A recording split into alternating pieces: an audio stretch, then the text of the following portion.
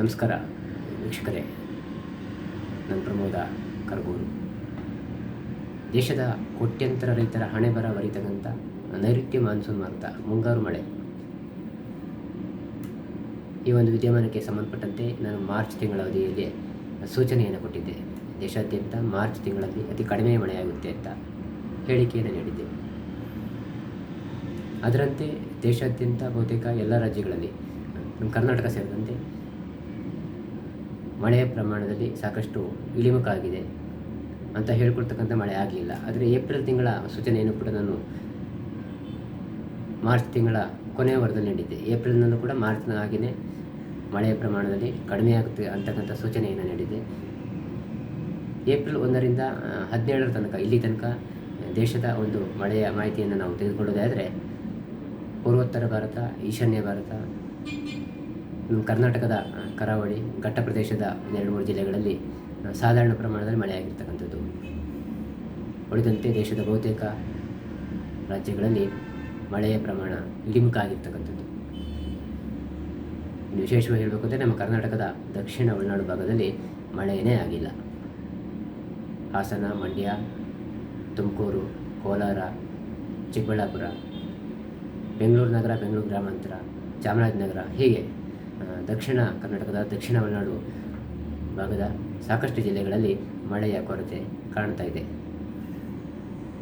ಹಾಗಾದರೆ ಮುಂದೆ ಏನಾಗ್ಬೋದು? ಮುಂದಿನ ಒಂದು ಪರಿಸ್ಥಿತಿ ಹೇಗಿರುತ್ತೆ? ಮೇ ತಿಂಗಳಲ್ಲಿ ಏನಾದರೂ ಬದಲಾವಣೆಗಳು ಕಂಡುಬರುತ್ತಾ? ಅಂತಹ ಲಕ್ಷಣಗಳು ಕಾಣ್ತಾ ಇಲ್ಲ. ಏಕೆಂದರೆ ಈಗಾಗಲೇ ಏಪ್ರಿಲ್ ತಿಂಗಳ ಮೊದಲ ವಾರದಲ್ಲೇ ಮುಂಗಾರು ಮಾರುತದ, ಅಂದರೆ ಮುಂಗಾರು ಪೂರ್ವ ಮಳೆ ಅಂತ ಏನು ಹೇಳ್ತೀವಿ, ಆರಂಭ ಆಗಿರ್ತಕ್ಕಂಥದ್ದು. ಸಾಮಾನ್ಯವಾಗಿ ಬೇಸಿಗೆ ಕಾಲದಲ್ಲಿ ಉತ್ತಮವಾದಂಥ ಮಳೆಯಾದರೆ, ಮಳೆಗಾಲ ತುಂಬ ಚೆನ್ನಾಗಿರುತ್ತೆ. ಹೇಗೆ ಅಂದರೆ, ಬೇಸಿಗೆ ಕಾಲದಲ್ಲಿ ಸುರಿತಕ್ಕ, ಅಂದರೆ ಏಪ್ರಿಲ್ ಹಾಗೂ ಮೇ ತಿಂಗಳ ಅವಧಿಯಲ್ಲಿ 15ರಿಂದ ಕನಿಷ್ಠ 18 ಸೆಂಟಿಮೀಟ್ರು ಮಳೆಯಾಗಬೇಕು. ಗರಿಷ್ಠ 23ಕ್ಕಿಂತ ಹೆಚ್ಚಿನ ಪ್ರಮಾಣದಲ್ಲಿ ಮಳೆಯಾಗಬೇಕು. ಆದರೆ ಈ ಬಾರಿ 4ರಿಂದ 5 ಸೆಂಟಿಮೀಟರ್ ಮಳೆಯಾಗಿರ್ತಕ್ಕಂಥದ್ದು ಇಡೀ ರಾಜ್ಯಾದ್ಯಂತ. ಕರ್ನಾಟಕ ರಾಜ್ಯವಾರು ಪ್ರಮಾಣದಲ್ಲಿ ನಾವು ಹೇಳೋದಾದರೆ 4ರಿಂದ 5 ಸೆಂಟಿಮೀಟ್ರ್ ಕೂಡ ಮಳೆ ಆಗಿಲ್ಲ. 2 ಸೆಂಟಿಮೀಟ್ರ್, 3 ಸೆಂಟಿಮೀಟ್ರ್ ಮಳೆ ಆಗಿರೋ ಹಿನ್ನೆಲೆಯಲ್ಲಿ ಮುಂದಿನ ದಿನಗಳಲ್ಲಿ ಮಳೆಯ ಲಕ್ಷಣ ಹೇಗಿರುತ್ತೆ ಅನ್ನೋದನ್ನು ಈಗಾಗಲೇ ಸ್ಪಷ್ಟವಾಗಿ ಹೇಳ್ಬೋದು. ಇನ್ನೂ ಕಾಲಾವಕಾಶ ಇದೆ. ಇನ್ನೂ ಕೂಡ ಮುಂಗಾರು ಮಾರುತ ಆರಂಭ ಆಗೋದಕ್ಕೆ 1 ತಿಂಗಳ ಅವಕಾಶ ಇದೆ. ಮೇ ತಿಂಗಳ 3ನೇ ವಾರದಲ್ಲಿ, ಮೇ 18ರ ನಂತರ ಅಂಡಮಾನ್ ನಿಕೋಬಾರ್ ದ್ವೀಪವನ್ನು ಮುಂಗಾರು ಮಾರುತ ಪ್ರವೇಶ ಮಾಡುತ್ತೆ. ಎಲ್ಲಕ್ಕಿಂತ ಮುಖ್ಯವಾಗಿ ಕಳೆದ ಬಾರಿಗೆ ಹೋಲಿಸಿದರೆ ಈ ಬಾರಿ ಮುಂಗಾರು ಮಾರುತ 1 ವಾರ ಮುಂಚಿತವಾಗಿ ಕೇರಳದ ಕರಾವಳಿಗೆ ಆಗಮಿಸುತ್ತೆ. ಏನೇ ಮಾರುತ ಮುಂಚಿತವಾಗಿ ಆಗಮಿಸಿದರೂ ಕೂಡ ಈ ಬಾರಿಯೂ ಕೂಡ ಕಳೆದ ಬಾರಿಯಂತೆ ಹೆಚ್ಚು ಮಳೆಯಾಗ್ತಕ್ಕಂಥ ಸಾಧ್ಯತೆಗಳು, ಲಕ್ಷಣಗಳು ಗೋಚರಿಸ್ತಾ ಇಲ್ಲ. ಏಕೆಂದರೆ ಈಗಾಗಲೇ ಮಾರ್ಚ್ನಲ್ಲೂ ಕೂಡ ಮಳೆ ಕಡಿಮೆಯಾಗಿದೆ. ಏಪ್ರಿಲ್ನಲ್ಲೂ ಅದೇ ಪರಿಸ್ಥಿತಿ ಮುಂದುವರೆದಿದೆ.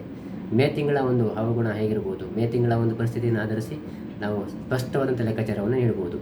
ಮೇ ತಿಂಗಳ ಅಂತ್ಯದ ವೇಳೆಗೆ ಮುಂದಿನ ಜೂನ್ ಸೆಪ್ಟೆಂಬರ್ ಅವಧಿಯ ಮಳೆ ಹೇಗಿರುತ್ತೆ ಅನ್ನೋದನ್ನು ನಿಖರವಾಗಿ, ನೇರವಾಗಿ ನಾವು ಮುಂದಿನ ಭವಿಷ್ಯವನ್ನು ಹೇಳ್ಬೋದು ವೀಕ್ಷಕರೇ.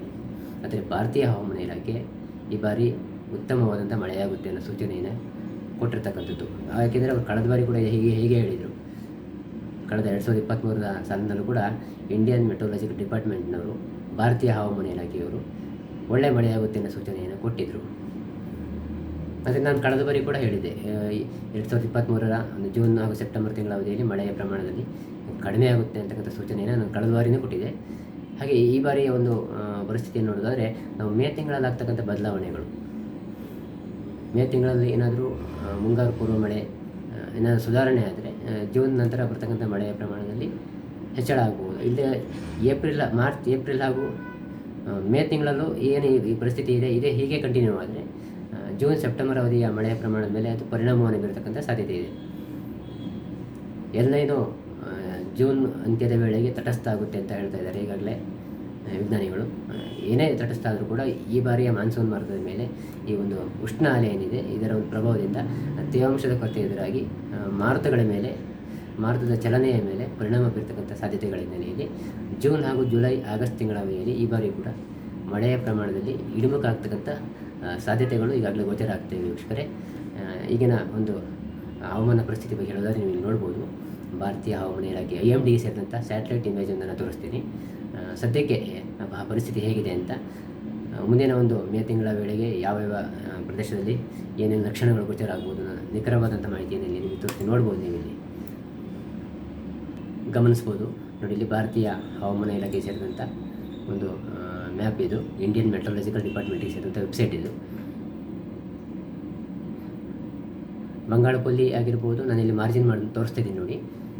ಬಂಗಾಳಕೊಲ್ಲಿ ಈ ಒಂದು ಪ್ರದೇಶದಲ್ಲಿ ಅಥವಾ ಅರಬ್ಬಿ ಸಮುದ್ರ ಯಾವುದೇ ಒಂದು ಮಳೆಗೆ ಬೇಕಾದಂಥ ಪೂರಕ ಲಕ್ಷಣ ಕಂಡು ಬರ್ತಿಲ್ಲ. ಏಕೆಂದರೆ ನೋಡಿ, ಇಲ್ಲಿ ಭೂಮಧ್ಯ ರೇಖೆ ಏನಿದೆ, ಭೂಮಧ್ಯ ರೇಖೆಯ ಈ ಪ್ರದೇಶದಲ್ಲಿ ಈ ಭೂಮಧ್ಯ ರೇಖೆಗೆ ಹೊಂದಿಕೊಂಡಂತೆ ಇಂಡೋನೇಷ್ಯಾ, ಫಿಲಿಪೈನ್ಸ್, ಇಂಡೋನೇಷ್ಯಾದ ಕಡೆಯಿಂದ ಬರ್ತಿರ್ತಕ್ಕಂಥ ಈ ಮಾರುತಗಳು, ಸಮಭಾಜಕ ವೃತ್ತದ ಮುಖಾಂತರ ಬಂದಂಥ ಈ ಮಾರುತಗಳು ನೇರವಾಗಿ ಏಡೆನ್ ಕೊಲ್ಲಿ ಹಾಗೂ ಆಫ್ರಿಕಾದ ಕಡೆಗೆ ಸಾಗ್ತಾ ಇವೆ.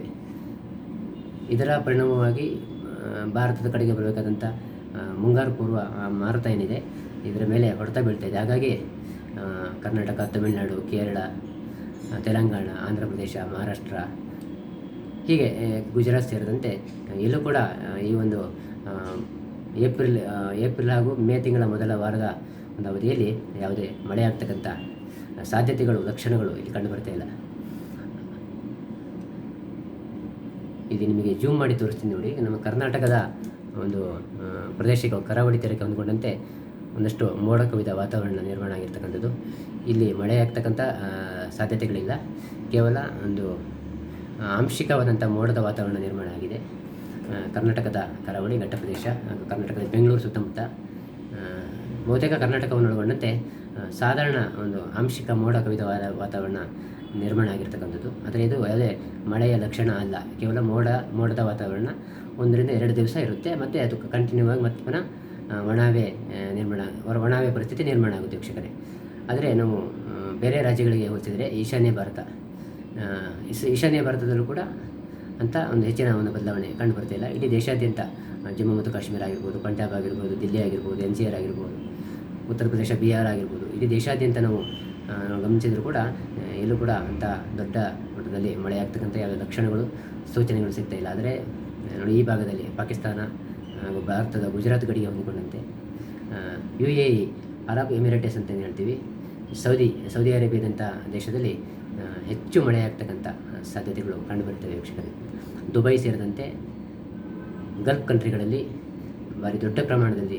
ಭಾರಿ ಪ್ರಮಾಣದಲ್ಲಿ ಅಲ್ಲಿ ಮಳೆ ಆಗ್ತಕ್ಕಂಥ ಸ್ಪಷ್ಟವಾದಂಥ ಲಕ್ಷಣಗಳು, ದಟ್ಟವಾದಂಥ ಒಂದು ವಾತಾವರಣ, ದಟ್ಟವಾದಂಥ ಮಳೆಯ ಮೋಡಗಳು ಮರುಭೂಮಿ ಪ್ರದೇಶಗಳಿಗೆ ಆ ಕಡೆಗೆ ಹೋಗಿರ್ತಕ್ಕಂಥದ್ದು ಇಲ್ಲಿ ಗಮನಿಸ್ಬೋದು.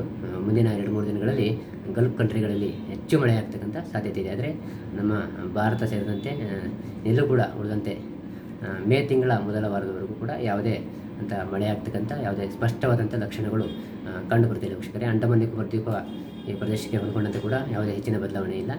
ಮೇ ತಿಂಗಳ 2ನೇ ವಾರದಲ್ಲಿ ಬಂಗಾಳಕೊಲ್ಲಿಯ ಈ ಒಂದು ಪ್ರದೇಶದಲ್ಲಿ ಅತಿ ಕಡಿಮೆ ಒತ್ತಡ ಪ್ರದೇಶ ನಿರ್ಮಾಣ ಆಗಬಹುದು. ಇದರ ಪರಿಣಾಮವಾಗಿ ಚಂಡಮಾರುತ ಸೃಷ್ಟಿಯಾದರೆ ಚಂಡಮಾರುತ ಪಶ್ಚಿಮ ಬಂಗಾಳ ಇಲ್ಲ ಮಯನ್ಮಾರ್ ಗಡಿ ಪ್ರದೇಶ ಬಾಂಗ್ಲಾದತ್ತ ಚಲಿಸುವ ಸಾಧ್ಯತೆ ಇದೆ.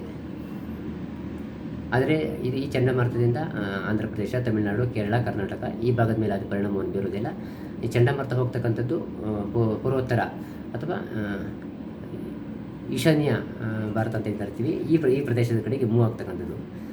ಆ ಒಂದು ವ್ಯವಸ್ಥೆ ನಿರ್ಮಾಣ ಆಗೋದಕ್ಕೆ ಇನ್ನೂ 15 ರಿಂದ 20 ದಿವಸ ಸಮಯಾವಕಾಶವನ್ನು ತೆಗೆದುಕೊಳ್ಳುತ್ತೆ. ಅಷ್ಟೊತ್ತಿಗಾಗಲೇ ಅಂಡಮಾನ್ ನಿಕೋಬಾರ್ ದ್ವೀಪದತ್ತ ಮುಂಗಾರು ಮಾರುತಗಳು ಚಲನೆಯನ್ನು ಆರಂಭಿಸ್ತವೆ. ಮೇ 18ರಿಂದ 20ನೇ ತಾರೀಕಿನ ಒಳಗಡೆ ದಕ್ಷಿಣ ಅಂಡಮಾನನ್ನು ಪ್ರವೇಶ ಮಾಡುತ್ತೆ ಮುಂಗಾರು ಮಾರುತ. ಹಾಗೆ ಮೇ 25ರಿಂದ 26 ಅಂದರೆ ಒಂದು ವಾರ ಮುಂಚಿತವಾಗಿ ಕೇರಳದ ಕರಾವಳಿಯತ್ತ ಮುಂಗಾರು ಮಾರುತ ಬರ್ತಕ್ಕಂಥ ಸಾಧ್ಯತೆಗಳು ಇದೆ ವೀಕ್ಷಕರೇ. ಆದರೆ ಮಳೆಯ ಪ್ರಮಾಣದಲ್ಲಿ ಅಂಥ ಒಂದು ಗಣನೀಯವಾದಂಥ ಒಂದು ಬೆಳವಣಿಗೆ ಇಲ್ಲಿ ಸದ್ಯಕ್ಕೆ ಕಂಡುಬರ್ತಿಲ್ಲ. ಎಲ್ಲೇನೋ ಪರಿಣಾಮವಾಗಿ ಎಲ್ಲೇನೋ ವಿದ್ಯಮಾನ ಇನ್ನೂ ಕೂಡ ಕಂಟಿನ್ಯೂ ಆಗಿರೋ ಹಿನ್ನೆಲೆಯಲ್ಲಿ ಯಾವುದೇ ಅಂಥ ಲಕ್ಷಣಗಳು ಗೋಚರ ಆಗ್ತಾಯಿಲ್ಲ ವೀಕ್ಷಕರೇ. ಕರ್ನಾಟಕ ಸೇರಿದಂತೆ ದೇಶಾದ್ಯಂತ ಆಂಧ್ರ ಪ್ರದೇಶ, ತಮಿಳುನಾಡು, ಕೇರಳ, ತೆಲಂಗಾಣ, ಮಹಾರಾಷ್ಟ್ರ ಮತ್ತು ದೇಶದ ಬಹುತೇಕ ಎಲ್ಲ ಭಾಗದಲ್ಲಿ ಬಿಸಿಯ ಹವೆ ಏನು ಇವಾಗ ಮುಂದುವರೆದಿದೆ. ಇದು ಹಾಗೆ ಕಂಟಿನ್ಯೂ ಆಗ್ತಕ್ಕಂಥ ಎಲ್ಲ ಸಾಧ್ಯತೆಗಳು ಕೂಡ ಇವೆ ವೀಕ್ಷಕರೇ. ಇದಿಷ್ಟು ಈ ಒಂದು ಹವಾಮಾನ ವಿದ್ಯಮಾನಕ್ಕೆ ಸಂಬಂಧಪಟ್ಟಂತೆ ಒಂದು ವಿಡಿಯೋ ಕಾರ್ಯಕ್ರಮವನ್ನು ವೀಕ್ಷಣೆ ಮಾಡಿ, ಲೈಕ್ ಮಾಡಿ, ಹಾಗೆ ಕಾಮೆಂಟ್ ಮಾಡಿ ವೀಕ್ಷಕರೇ. ನನ್ನ ಈ ಒಂದು ವಿಡಿಯೋ ಕಾರ್ಯಕ್ರಮ ನನ್ನದೇ ಆದಂಥ ಯೂಟ್ಯೂಬ್ ಚಾನಲ್ನಲ್ಲೂ ಕೂಡ ಲಭ್ಯ ಇದೆ ವೀಕ್ಷಕರೇ. ಮುಂದಿನ ಒಂದು ವಿಡಿಯೋ ಕಾರ್ಯಕ್ರಮದಲ್ಲಿ ಮತ್ತೆ ನಿಮ್ಮನ್ನು ಭೇಟಿಯಾಗ್ತೀನಿ ವೀಕ್ಷಕರೇ. ನಾನು ಪ್ರಮೋದ ಕರಗೂರು. ನಮಸ್ಕಾರ ವೀಕ್ಷಕರೇ.